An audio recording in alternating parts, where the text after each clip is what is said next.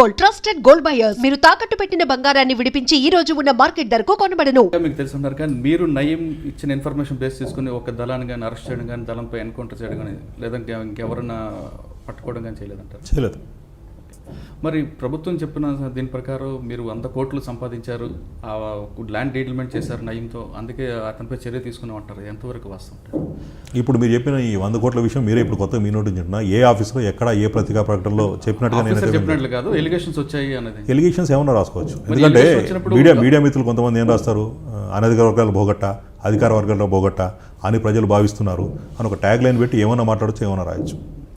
నేను ఇప్పుడు కూడా ఛాలెంజ్ చేసి చెప్తున్నాను, ఇది ఏదైతే మీరు 100 కోట్ల ఎలిగేషన్స్ అన్నారో సార్, 100 కోట్లు కాకుండా 1 కోటైనా ఉంటుందా లేదా 10 లక్షలు ఉంటుంది? అతనితో నాకు ఎటువంటి ఆర్థిక సంబంధాలు లేవు అసలు. భువనగిరి ల్యాండ్ సెటిల్మెంట్లో మీరు ఆయన సహకారం తీసుకున్నారు కాబట్టి దాన్ని పక్కన పెట్టామని ప్రభుత్వం చెప్తుంది. అంటే వాళ్ళ ఎలిగేషన్ అది. ఆ ఎలిగేషన్ ప్రూవ్ కాకుండా సస్పెండ్ చేయడం అనేది ఎంతవరకు? సస్పెన్షన్ ఈజ్ నో పనిష్మెంట్, అది తెలుసుకోవాలి. అసలు డిపార్ట్మెంట్ ప్రొసీజర్లో సస్పెన్షన్ అనేది పనిష్మెంట్ కాదు. సస్పెన్షన్ తర్వాత ఎంక్వైరీ జరిగి అవన్నీ ప్రూవ్ అయిన తర్వాత తీసుకుని చర్యలు ఏవుతున్నావు అది పనిష్మెంట్ కింద లెక్క. కానీ అంటే సార్, మీరు ఇంతమంది ఇంత ఆఫీస్ మీరు దాదాపు 20 సంవత్సరాలు సర్వీస్ చేస్తూ గవర్నమెంట్కి అంటే ప్రభుత్వానికి ఒక విధంగా పరోక్షంగా ఉన్న పోలీస్ డిపార్ట్మెంట్ మంచి పేరు తీసుకొచ్చిన మీకు ఈ విధంగా సస్పెండ్ చేయడం అనేది మీకు బాధ అనిపిస్తుంది? బాధ అని అనుకుని ఇది ఒక ప్రొఫెషనల్ హజర్డ్ లాగా ఫీల్ అవుతాను నేను. ఎందుకంటే నేను గుళ్ళో పూజారినో బళ్ళో పంతులుగా ఉంటే నాకు ఈ పరిస్థితి తటస్థించేది కాదు. ఇది నా వృత్తిపరంగా వచ్చినటువంటిది. ఎందుకంటే పంజాబ్ రావణ కష్టంలాగా నలుగుతున్న రోజుల్లో తరంతరాల జిల్లా లాంటి ఎస్పీగా పనిచేసిన గొప్ప గొప్ప ఆఫీసర్స్, చాలా హీరోయిక్ డీడ్స్ చేసిన వాళ్ళు, వాళ్ళ ప్రాణాలు బలంగా పెట్టి ఫైట్ చేసిన వాళ్ళు తర్వాత రోజుల్లో అంటే టెర్రరిజం అంతా డౌన్ అయిన తర్వాత రకరకాల పరిణామాలతో కొంతమంది సూసైడ్ చేసుకున్నారు. సో అది అటువంటి సందర్భాలు ఏర్పడతాయి. ఎందుకంటే ఇది అని కాదు, అంటే ఈ సస్పెన్షన్ అనే కాదు, ఇట్లా గతంలో చాలా జరిగినాయి. ఎందుకంటే సమస్య తీవ్రంగా ఉన్నప్పుడు ఒక పందా అవలంబించి తద్వారా కొన్ని పనులు చేసి తర్వాత సిచ్యువేషన్స్ మారిన తర్వాత అంటే ఇక్కడ రెండు ఉన్నాయి. అప్పుడున్న ఆఫీసర్లు ఎవరైతే ఉన్నారో అంటే మేము ఇంపార్టెంట్ కాంట్రిబ్యూషన్స్ చేసింది అప్పుడున్న ఇప్పుడు ఆఫీసర్లు ఇప్పుడు అందుబాటులో లేకపోయి ఉండొచ్చు, రిటైర్ అయిపోయి ఉండొచ్చు, లేదు నిజంగానే అప్పుడు జెన్యూన్గా చేశారు వీళ్ళు పని అని చెప్పి ఓట్ చేసే వాళ్ళు ఉండకపోవచ్చు, ఉన్న కొద్దిమంది చెప్పడానికి ముందు ధైర్యం చేసి రాకపోవచ్చు. ఈ రకరకాల కారణాలు ఇవన్నీ. అంటే మీరు అన్నట్లుగా నయంతో సంబంధం లేదంటారు కానీ మీరు నయం దిగిన ఫొటోస్ కూడా మీడియాలోకి వచ్చాయి. మీతో పాటు చాలామంది ఉన్నారు అందులో ఫొటోస్. అంటే బేసిక్గా నాకు తెలిసి ఆ ఫోటో మరి ఎక్కడితో ఇప్పుడు నాకు తెలియదు. నేను ఫోటో చూస్తే దాదాపు ఒక 10-12 ఏళ్ళ క్రితం అన్నాడు. నా ఫోటోలో నేను చూస్తే ఒక 10-12 ఏళ్ళ క్రితం ఫోటో లాగా అనిపించింది నా ముఖం నాకు.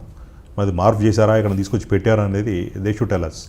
సో అయితే గీతే కూడా నాకు తెలిసి మీరు చెప్తున్న ఈ వ్యక్తి ఎవరైతే ఉన్నాడో చాలా కాలం 2007-2008 వరకు అతను ఓపెన్గా తిరిగి చాలా మంది కలిసేవాడు అన్నది ప్రపంచంలో దేశంలో. 2007-2008 అంటే ఇప్పుడు మీకు ఇంకో ఉదాహరణ చెప్తాను నేను. ఇప్పుడు ఫర్ ఎగ్జాంపుల్ ఇంటర్నేషనల్ టెర్రరిస్ట్గా పేరుపడ్డ దావూద్ ఇబ్రాహీం దుబాయ్కి పారిపోయిన రోజుల్లో ముంబైలో ఉన్న క్రమంలో చాలామంది సినిమా యాక్టర్స్ కూడా ఫోటోలు ఉండుంటాయి. అంటే సబ్సిక్వెంట్గా అతను గ్యాంగ్స్టర్ అవుతాడా లేకపోతే పెద్ద డాన్ అవుతాడా, అతను దుబాయ్ వెళ్తాడన్న సంగతి తెలియని రోజుల్లో మామూలుగా ఎవరైనా ఎక్కడైనా ఫోటోలు దిగి ఉండొచ్చు. మీరు చెప్పిన ఫోటోల్లో కొంతమంది ఫర్ ఎగ్జాంపుల్ నాకు గుర్తుంది, I don't want to mention the name, but ఒకరిద్దరు ఆఫీసర్లు ఏదో వినాయక చవితి మండపాల్లో దిగిన ఫోటోలు ఉన్నాయి. సో వినాయక చవితి మండపానికి ఎవరైనా వస్తారు. ఒక పోలీస్ ఆఫీసర్ అక్కడ పెట్రోలింగ్కి వెళ్తే కనపడ్డ ప్రతి మండపం దగ్గర ఒకసారి కూర్చుని దండం పెట్టుకుని వెళ్ళడం ఒక ఆనవాయితీ. అప్పుడు నా పక్కన ఎవడో వచ్చి నిలబడుతున్నాడు, ఎందుకు నిలబడుతున్నారు, ఏం ఫోటోలు తీస్తున్నారు, అసలు ఎందుకు తీశారనేది ఎవరు చెప్పగలుగుతారు అది. So I totally deny this allegation. అంటే ఫొటోస్ వరకు పక్కన పెడితే అసలు నయీం అనే వ్యక్తిని 2007 వరకు మీరు ఆయన ఓపెన్గా తిరుగుతున్నాడు. ఎప్పుడైనా ఒకసారి మీట్ అయ్యారు ఆయన? నేను చెప్పాను కదా, ఇప్పుడు ఉన్న పరిస్థితుల్లో శాఖాపరమైన చర్యలు మేము ఎదుర్కొంటాం కాబట్టి ఆ విషయాలు ఓపెన్గా ఇప్పుడు నేను మాట్లాడాల్సిన సందర్భం కాదు, మాట్లాడే అవకాశం కూడా లేదు. ఓకే, మీరు ఓపెన్గా మాట్లాడినట్టారు కానీ మీరు ఇంత సర్వీస్ చేశాను డిపార్ట్మెంట్కి, నేను ఇంత నాకు ఒక విధంగా చెప్పాలంటే ఒక ఎన్కౌంటర్ ఇప్పుడు దగ్గరగా ఫేస్ చేశా, ఇన్ని కేసులు డిటెక్ట్ చేశా, ఇంత రికవరీ ఇచ్చాం, అంత డిపార్ట్మెంట్ నన్ను ఈ కేసులో సస్పెండ్ చేసింది, ఎందుకు వచ్చానా డిపార్ట్మెంట్లోకి అని ఇప్పుడు ఫీల్ అయ్యారు? లేదు, యాక్చువల్గా టు బి వెరీ హానెస్ట్ ఈ డిపార్ట్మెంట్ నాకు ఒక అవకాశాన్ని, ఒక గుర్తింపుని, ఒక గౌరవాన్ని, ఒక ప్రైడ్ని ఇచ్చింది. సో బిందెడు పాలలో ఒక చిన్న కొండ. ఇప్పుడు మనం 99 మంచి పనులు చేస్తే ఎవరు గుర్తుపెట్టుకోరు. నేను చేసిన 99 పనులు మరి మీ మీడియా మిత్రులు ఎవరు రాయలేదు ఇంతకాలం. ఒకటి ఉంటే ఒకటే రాస్తారు, అది ఆ నెగిటివ్. సో ఏదో ఒక చిన్న సమస్య వచ్చినందుకో లేకపోతే ఇప్పుడు నేను నెగిటివ్గా నన్ను ఫోకస్ చేసే ప్రయత్నం జరిగినందుకో డిపార్ట్మెంట్నో లేకపోతే ఇంకో దాన్ని నేను తప్పుపట్టే లాంటి సిచ్యువేషన్ లేదు. హానెస్ట్గా కూడా నా ఉద్దేశం ఏంటంటే ఆ డిపార్ట్మెంట్ నాకు it is given a lot of opportunities, satisfaction, గుర్తింపు, సో మెనీ థింగ్స్. అదైతే వాస్తవాలండి. మద్దిపాటి అనే పేరునే ఒక బ్రాండ్గా క్రియేట్ చేసుకున్నారు డిపార్ట్మెంట్. మీరు మీ విజిటింగ్ కార్డులు చూస్తుంటే Srinivas Maddipati MSc LLB BCJ ఇవన్నీ ఉన్నాయి. ఇంత చదువుకొని మీరు పోలీస్ డిపార్ట్మెంట్లోకి ఎందుకు రావాల్సి వచ్చింది? పోలీస్ అంటే చదువుకోని వాళ్ళు ఉండాలన్న రూల్ ఎక్కడ లేదు. చదువుకోవడం రావడం వల్ల డిపార్ట్మెంట్ మంచి జరుగుతుంది అనేది ఒక ప్యాషన్తో వచ్చాను. సో చదువు అనేది ఇప్పుడు కూడా చదువుకుంటున్నాను నేను. అది నా పర్సనల్ ప్యాషన్ అది. అంటే మీకు ఇంకొక మీ ఫ్రెండ్స్ సర్కిల్లో మీ హైర్ ఆఫీషియల్లో ఒక మాట ఉంది, మీ తుపాకీ నుంచి బుల్లెట్ ఎంత స్పీడ్గా వస్తుందో మీ నోట్ నుంచి మాట కూడా అదే స్పీడ్లో వస్తుంది, అదే తోటాలకు పేలుతుంది అంటారు. అంటే బై బర్త్ నుంచి ఉన్న స్వభావమా, లేదంటే డిపార్ట్మెంట్ ఇచ్చిన ఇదా, లేదా మీరు చదువుకుని దీంట్లో వచ్చింది?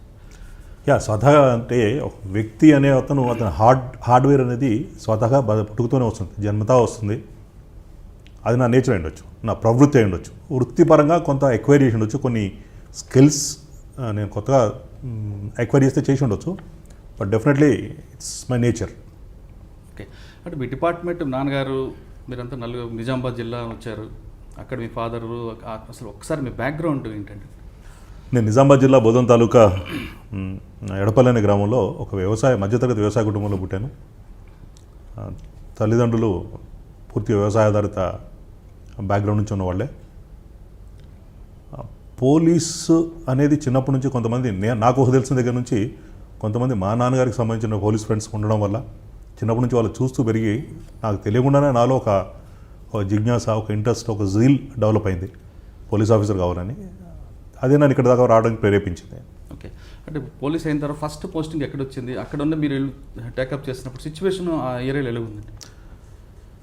నా ఇనీషియల్ పోస్టింగ్స్ అన్నీ కూడా దాదాపు నేను సర్వీస్లో చేరిన తర్వాత 10-12 సంవత్సరాల పాటు నల్గొండ జిల్లాలోనే పనిచేశాను. ఫస్ట్ పోస్టింగ్ మిర్యాలగూడలో చేశాను. అప్పట్లో ఒక ప్రొబేషనరీ సబ్ ఇన్స్పెక్టర్కి, యంగ్స్టర్కి, కొత్తగా వచ్చిన వాడికి మిర్యాలగూడ లాంటి కాంప్లికేటెడ్ పోలీస్ స్టేషన్ బాధ్యతలు అప్పగించడం అనేది ఒక ఛాలెంజ్ అని ఉండేది. ఆఫీసర్లు నా మీద నమ్మకంతో ఆ బాధ్యతలు అప్పగించారు. నా శాయశక్తిలో కృషి చేసి అక్కడ లా అండ్ ఆర్డర్ కానీ, దొంగతనం కానీ అదుపులోకి తీసుకురావడానికి చాలా కృషి చేశాను. తద్వారా నాకు గుర్తింపు కూడా లభించింది. కాకపోతే అనేక రాజకీయ కారణాల వల్ల నా ఇనీషియల్ పోస్టింగ్స్ ఏవి కూడా 5 నెలలు దాటలేదు. ఫస్ట్ 4-5 పోస్టింగ్స్ అన్నీ కూడా ఎక్కడ నేను 5 నెలలకు మించి పనిచేయలేదు.